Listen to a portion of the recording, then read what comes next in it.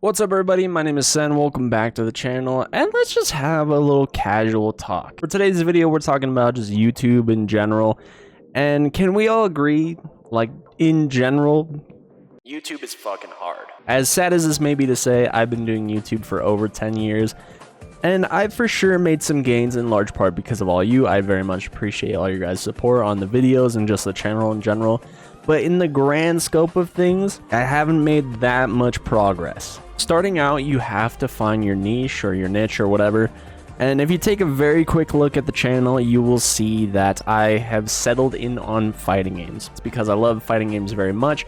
They're my favorite genre and, in my opinion, the best genre in all of gaming across the board. So it should come from a place of genuine interest, and it may be fighting games for me, but for you it could literally be anything else. It could be like tech or sports or gaming news, or maybe not even gaming at all. Maybe you want to do a cooking channel, whatever. As long as you have genuine interest in that thing, that's what's important. And that's because if you're gonna do it for a long time, you want to make sure you don't get sick of it. Now, the reason for this is so YouTube has a specific way of categorizing you, so that way people can find you. Like, YouTube knows where to put you in its algorithm to filter out the audience that wants to see these types of videos. It's your main brand, the topic that you're going to consistently cover, so that way when someone tunes into your channel, they kind of know what to expect. I mean, it'd be really weird if I did a fighting game video for one of my videos and then the very next was about taxes or something like that. Now, this can create its own problem.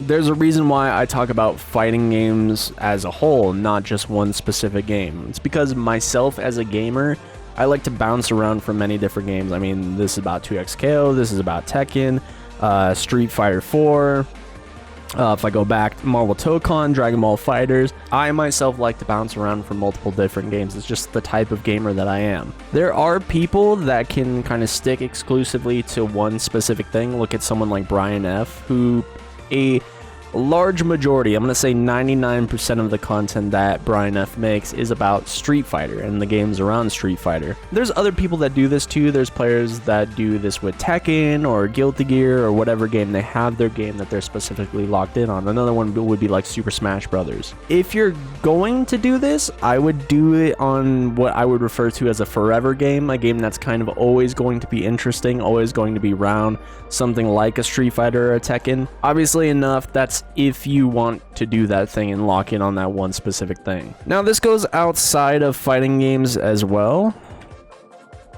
I mean, there are plenty of channels that base their content around specific games outside of fighting games, like Fallout or Skyrim or Dark Souls or whatever. There's many different channels dedicated to these one things. You just have to make sure that the well in which you're pulling this content from is vast. And this is for future proofing purposes, right? Where it's not just that you make one super expansive video or a couple videos that are like that, and then by the time you're done with that set of videos, you've kind of tapped a well, and that way any future content that you're making, you're really scrounging at scraps, essentially. You're trying to get any morsel that you can to make another video. You want to make sure you can talk about whatever it may be for literally forever. Now, there's a negative side of this, right? Where people have pigeonholed themselves in such a way where if they try to expand outside of the main content that they're making, they will see a noticeable tank in viewership. And that's perfectly fine. There's nothing wrong with that as long as you yourself are okay with that. But I know people get very upset when they see something like their ratings or viewership drop. I've seen Rocket League or like Counter-Strike players being like, oh man, like I like Rocket League or Counter-Strike and all, but the minute I try to play something else, like nobody wants to watch, and they get really upset by that. So as long as you're like okay with that, like you can absolutely rebuild that viewership in other places. Just know the audience saturation from one market to another isn't going to have a direct crossover. So for instance, like in the peak era of Dragon Ball Fighters, I checked out a lot of content creators around that time around the game, but since then the game is no longer the forefront of the attention of the FGC at large. Not as many people are playing it, not as many people are paying attention to it, and I would go and revisit those old content creators, and it was sad for me to see that their viewership had fallen off, because like you're hoping that these content creators are continuing to do well, continuing to perform, whereas maybe they're still making videos on the game, but there's just not as many people watching that game, or they try to branch into other avenues, something like a Street Fighter, and they're just not seeing as much success.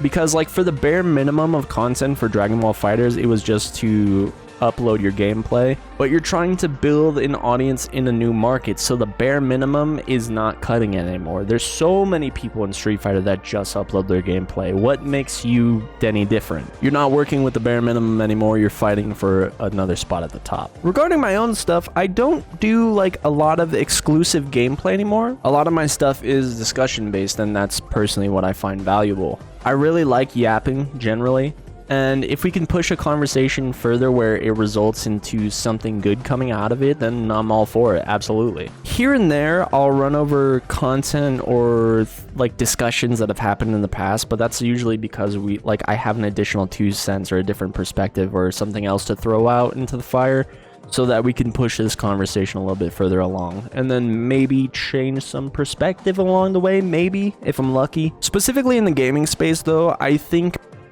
in my opinion, by far the hardest niche to actually get into is Let's Play content. I think if you're going to get into the market of Let's Plays, you're playing on hard mode. There's just so many fish and people in the sea trying to do the exact same thing that it's really hard to fight for a spot in a space in that space. Now, there's some extra work that you can do to get some attention on you. This is my shared channel with my roommate. We primarily just do this for fun. It's for the vibes. We have a good time, play video games, and just yap the whole time. If you're interested, check it out. If not, whatever, it's not that big a deal. The agreed kind of like optimal path for pursuing this is to stream, and then take those streams and then compile them into a digestible package for someone to, well, digest. You know, something that's continuously entertaining, making sure you have all your hot button topics or interesting moments in one spot, so that way people can get the best of what you're representing on those streams, so that maybe you can get some like cross saturation going on. And then adding on that is taking those optimal moments or funny moments or interesting discussion points and then clipping that and then putting that on something like a TikTok or an Instagram Reels. Well, maybe if you didn't skip out on those Yoga Lattes classes, you'd be doing Maybe it wouldn't sound so bad if somebody didn't play with big, meaty claws. Say that again. What did you say, punk? Big, meaty claws! Well, these claws aren't just for attracting mates. And for the most part, that's like the agreed upon way if you are going to pursue that avenue. With any luck, like one or multiple of these facets will get some kind of attention on them, giving you some kind of cross-pollination, and then like one fuels the other, which fuels the other, and it's like a nice cycle of gaining potential viewership. So let me talk a little bit about my friend Mark. Shout out to my goat. Really nice, really interesting, fascinating dude. Really great to talk to. I always have a good time chatting with this bro. I haven't talked to him in a while. We kind of just like go our separate ways and then reconvene for like a session and just hang out and play games and have a good time. Mark primarily uploads Let's Play content, and it's funny because it's like so polarizing, where typically his videos don't get like a ton of viewership, but in the context of his videos, he'll get like the occasional one that will pop off comparatively. It's very strange. I don't understand the way in which his channel works. But Mark doesn't do it necessarily, at least I think, for the attention. He kind of just does it for the love of the game, where if he gains an audience, awesome. But if he doesn't, he's just going to keep on doing him and just continue to upload, like, regardless. Which is optimal. You should not be doing this for attention. Obviously, a lot of people are going into the avenue of something like YouTube or content creation. It's like, oh, I'm going to make you rich. No, you have to love the game to actually want to succeed. Or you're just going to suffer a shit ton of burnout. And then you're going to wonder why you're doing this. And then you're just going to give up. The funny part in all this about Mark is that Mark is actually pretty good at video games. Like, he's good at competitive games. He can get very good at probably any competitive game that he wants to, but he chooses the route of Let's Plays just because that's what he wants to do. But there is a bigger market for things like advice or basic tips or advanced strategies of competitive games. If he wanted to, I feel like he has a lot to offer in that avenue.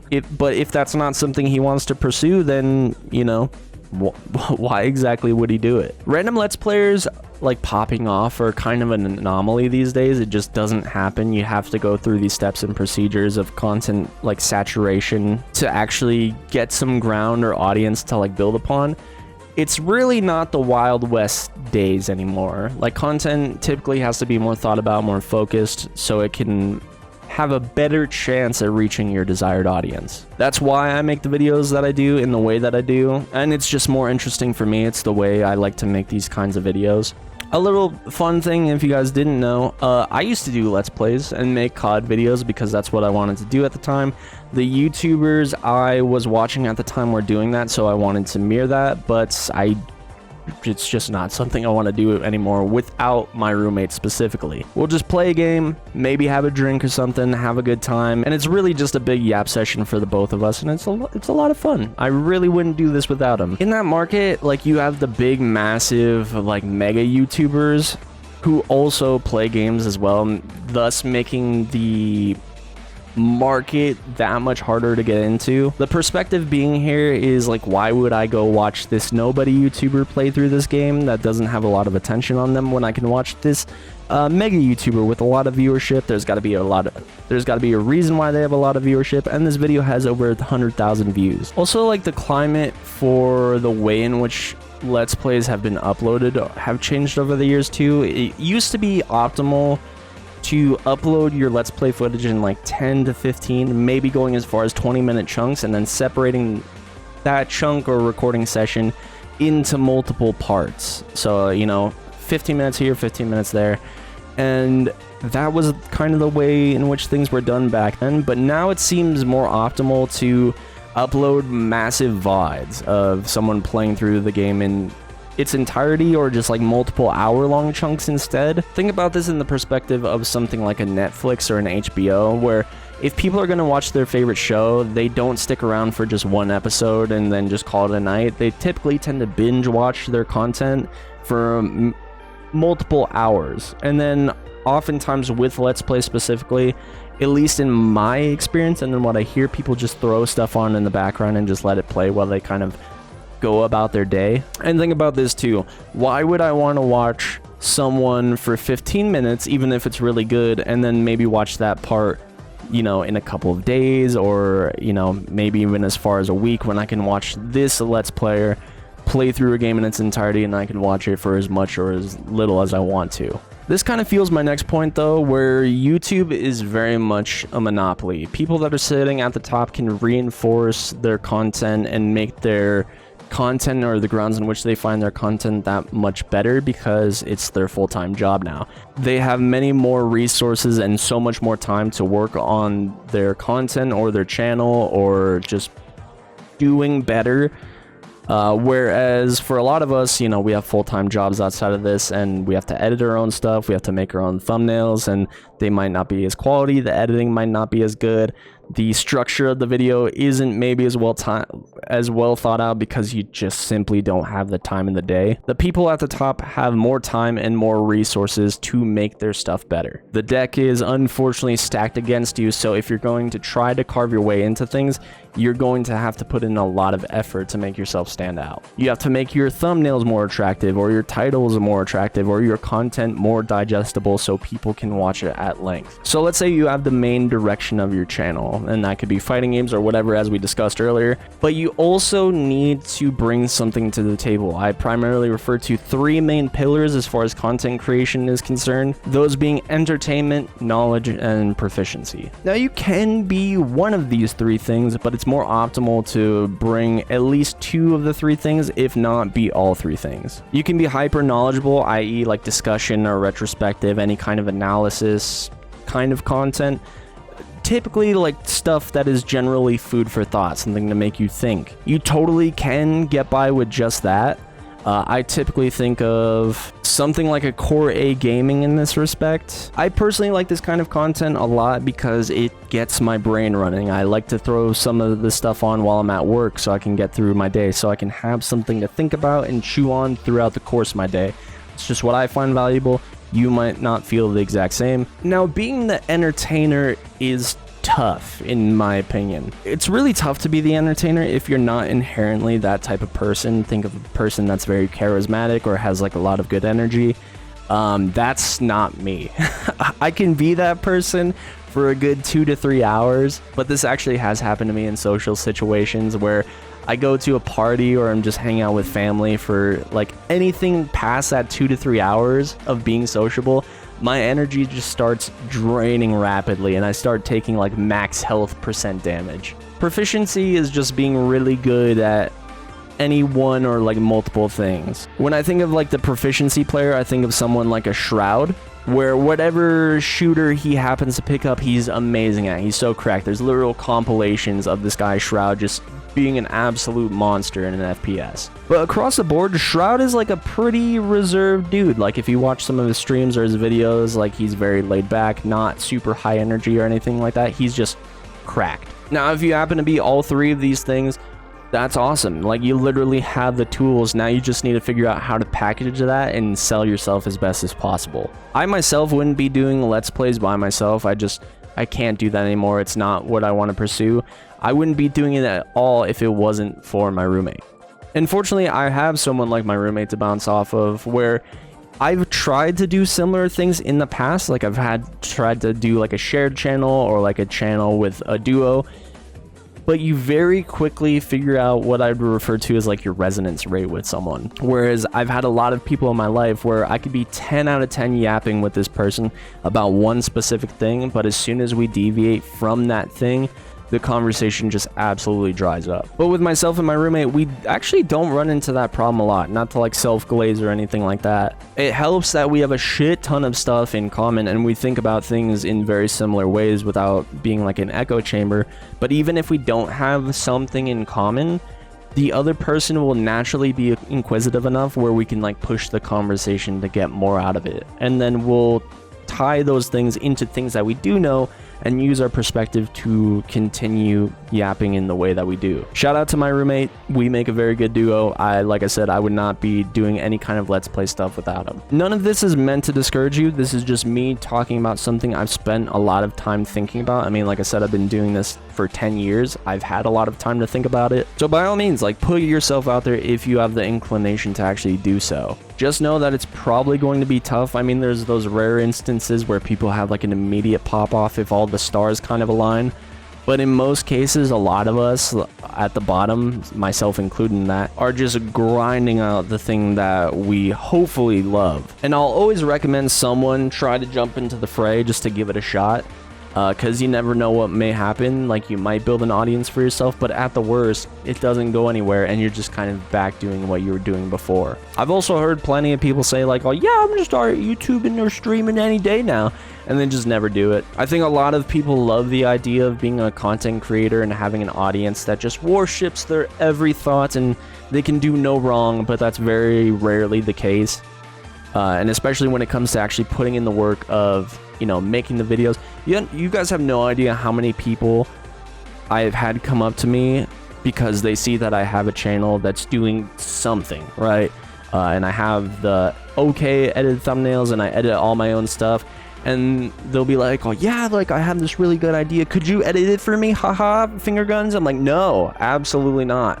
I am spreading myself thin between the channels that I work on, that being this, mine and my roommate's channel, and then like my side analysis channel, which I don't talk about a ton. I just kind of put stuff out there, and I'm so spread thin between those three channels and then doing whatever else I want to do in my free time that I don't have time to work on your fucking channel, dude. You do it yourself. If I can hire, like if I had the funds from one of these channels, or just in general I had a surplus of money where I could hire an editor to take care of that for me, I would hire them in a heartbeat, but I'm fucking poor, dude, so that's not happening anytime soon. On top of this, the internet can, I put emphasis on can, be a rough place, so you have to have some level of thick skin if you're going to get into this, because you will receive some form of pushback. Even if your intentions are just pure and you're just trying the best that you can, there's going to be some motherfucker that comes along and be like, you're stupid, your video's stupid, you suck, haha, fuck you. But as long as you can let that shit roll off you and then just try to come back stronger in the next video, you'll be fine. The only real goal I have for this year is to maybe hit 2K. I mean, that's very much in your guys' hands. It's not really in mine. All I can do is just try the best that I can, and then maybe build the Twitch a little bit more. I don't primarily stream fighting games. Like here and there I will. Mostly because it's really hard to stream fighting games and be entertaining. You're trying your hardest to be proficient at this thing that you're pretty okay at, but managing the chat and then just generally trying to talk while you do that, that's kind of why I don't do that. So typically, if I'm going to stream a game, it's just going to be random games. I've been playing Red Dead Redemption. I'll stream a little bit of Balatro, a little bit of 2XKO in the morning just to get my dailies out of the way. And then just whatever game I'm feeling up for. For me, it's much easier to take my ideas around fighting games and then package that and recontextualize it so it's a digestible video, and then just play games and have fun on the stream. Anyways, that's my weird random YouTube yap session. I hope you found something in this valuable. This video specifically was just for the love of the game, much like every other one of my videos, but I think about this thing a lot and wanted to share some of my thoughts with you. Just remember to keep on fighting and get ready for the next battle. I'll see you guys later. Peace.